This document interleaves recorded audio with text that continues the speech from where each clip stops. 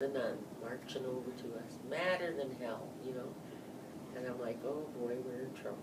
And we were. She made us go inside. And back then, I don't know if they still have them now, but there was like a wooden, it was about this thick, I guess. It was like a ball on a string. And oh, like, I know what you're talking Yeah. about. You go like this and they go, right? yeah, or it had one ball, but it was a wooden paddle, similar to a ping pong Oh, paddle. so like one of those. Yeah, those yeah. things. Okay, you know, like they're similar to a ping pong. Well, that's what we had in there, and so she made us line up. She made me and my sister stand up. She's like, okay, one of you is going to get a strapping for this. And we were going to get spanked because we were playing with these kids. So, of course, the first thing that got put in my mind was, well, you can't play with white people because you're going to get in trouble. It's not that I didn't like them. It's not that I had. What was drilled into your head from If that I man? play, I'm going to get strapped. So racism was put into our heads and we had no idea what it was. All I knew was if I played with a white kid, I was going to get in trouble. You know, so stay away from the white kids. Here's the white kids probably thinking, well, why aren't any of these kids playing with me? They must not like me. And that wasn't even the case. It was nuns who go to church every Sunday and, you know, ask for forgiveness who were telling us we couldn't be friends with these kids. So she spanked my sister, or she asked us which one wanted to take the spanking. But my sister she was younger than me, so I said, I will. So I stood there, and the other thing we never did was cry. We were like, nope, you could beat the bark right off of us, and very seldom would you find a kid cry, because it was just the way it was, right? So I stood there, and I held my hands out, and she wound up, and she hit. And it hurt. Nope, I'm not going to cry. Maybe do it again, so I held my hand up. She wound up again, and I'm looking, and I'm like, am I going to hold my hand here? Am I going to pull my hand? What am I going to do? And I knew if I pulled my hand, all hell would break loose, right? So I stood there, and she wound up, and she came down with another one, and I pulled my hand away. So she ended up missing, and she hit her leg. And, of course, I was pretty happy I got one over on her. She kicked us out, and I thought, cool, we got away with that one, right? I saved my sister, I saved myself, cool, we're going to be okay. I was in the Christmas play, and this very same nun, and I say this to this day, that nun set me up to be sexually abused in Orpos because of that. And I truly believe that's what she did. She took me down to the gymnasium, and I had to try on the Christmas costume. We just had a rehearsal before that, and she made me stay there and put on. She told me to get undressed and try on my costume. I told her, I said, but I already did. I couldn't figure out why she was. But she was the nun, she was the supervisor, and so I did what I was supposed to do. She walked out of the room, I had no costume, and I was undressed.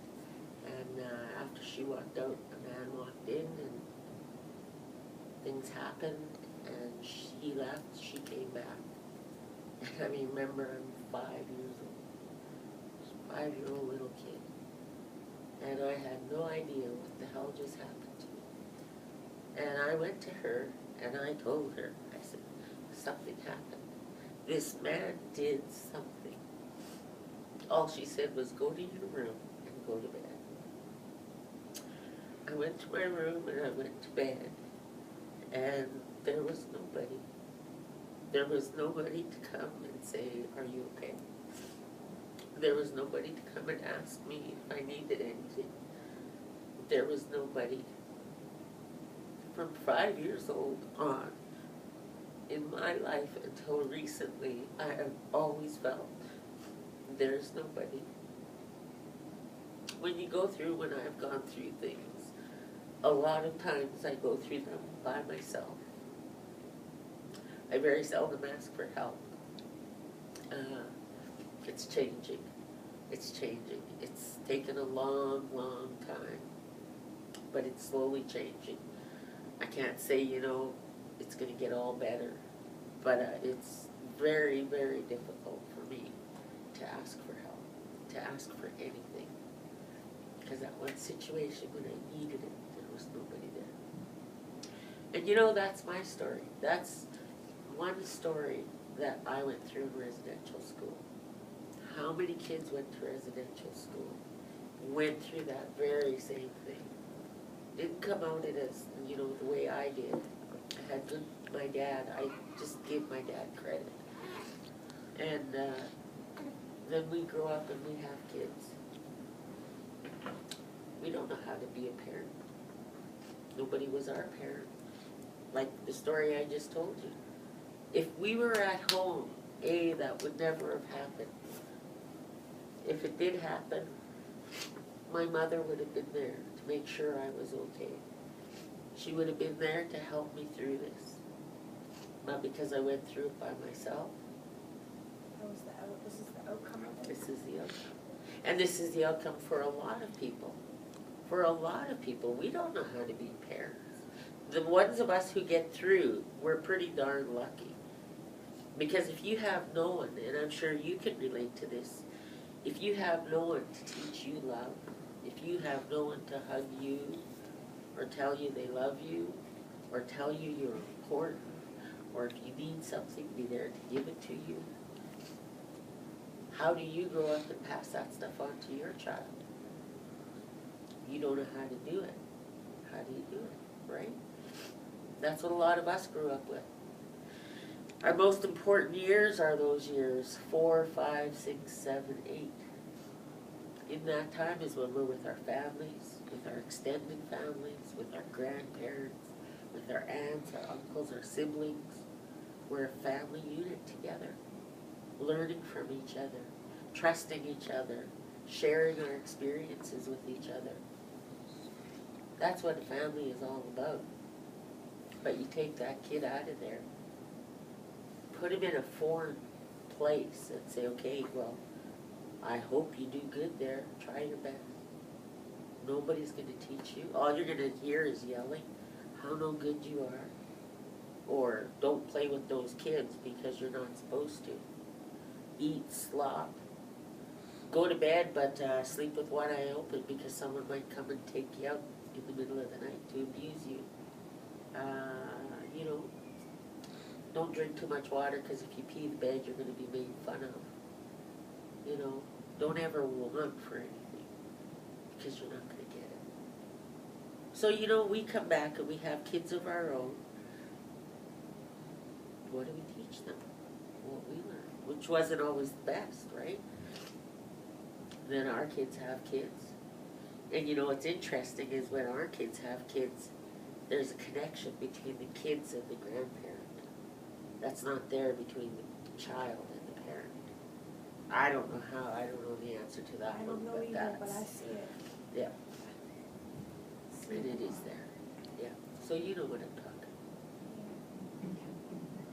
Thank you so much, Joanne, for telling me your story about residential school. I really, really do appreciate it. Do you think you'd be able to maybe tell us the kinds of stuff that you and your family did? After we got out of res school, after we got out of there, my dad and my mom, we did a lot of, I can't really say I'm traditionally knowledge, I can sew, I can do certain things. But after we got out of there, we kind of did a lot of, we went hunting, we went fishing, we really kept our family together. And again, my parents were really, really good at that. It was, of course we could have all been separated and gone every which way. And we had our trials, we had our troubles, but in the end, it was really our parents who really showed us that life could be good. You didn't have to dwell on the residential school stuff. The effects are still there. I don't think you can just, like what I did, I just took my residential school experience and said, okay, I'm gonna put it over here and I'm gonna leave it there and I'm gonna lock the door and it's never gonna bother me again, right? Wow, now I'm finding out that there's a lot of stuff